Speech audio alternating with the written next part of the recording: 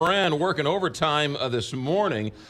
Supreme Court nominee Brett Kavanaugh. The news is coming fast and furious. Terry Moran, what is the latest with this new allegation? Well, the latest is that there's now a name and a little bit more detail. Christine Blasey Ford is the name of Judge Kavanaugh's accuser. She is a college professor in California. She attended a different elite private high school in the Washington suburbs in Maryland than Brett Kavanaugh did, and she's the one who brings the allegations. That 35 years ago, when they were both high school students, she says that Kavanaugh and a friend were drunk, trapped her in a room. Kavanaugh tried to force himself on her, and she fled. Today, the latest is the White House has weighed, and they, of course, are standing by Kavanaugh, rock solid. But Kellyanne Conway, the president's counselor on Fox News, says she's talked to the president, and they believe this woman should be heard, not ignored, not insulted, but should be heard, whether that is by a telephone conference call, as Judiciary Committee Chairman Senator Chuck Grassley, Republican of Iowa, has suggested, or in open testimony, like the Clarence Thomas and Anita Hill hearings. That's up to the senators.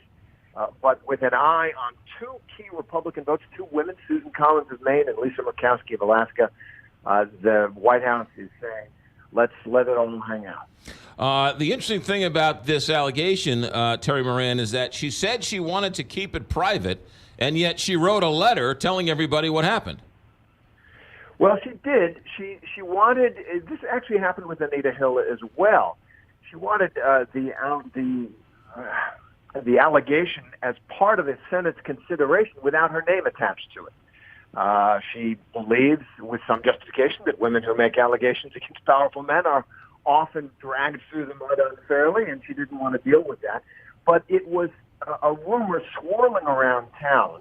Reporters started bothering her, coming to her home, coming to her classroom, and what she feared was happening, was going to happen, was happening anyway, and so she figured she'd go on the record and say some music on this. But there's no question that she has raised a very serious allegation of sexual assault, and there's also no question that this kind of process, part media trial, part partisan war, is no way of judging fairly what really happened here. Yeah, so the friend has said, I don't remember anything, please leave me alone. That's what the other friend said.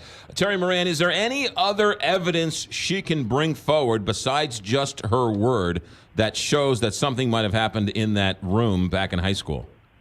Well, that's a great question, and I think there are other people who attended the party who may be able to be located and talk to whether or not they remember something 35 years ago, her affect coming out of that room, perhaps, anything she might have said at that time.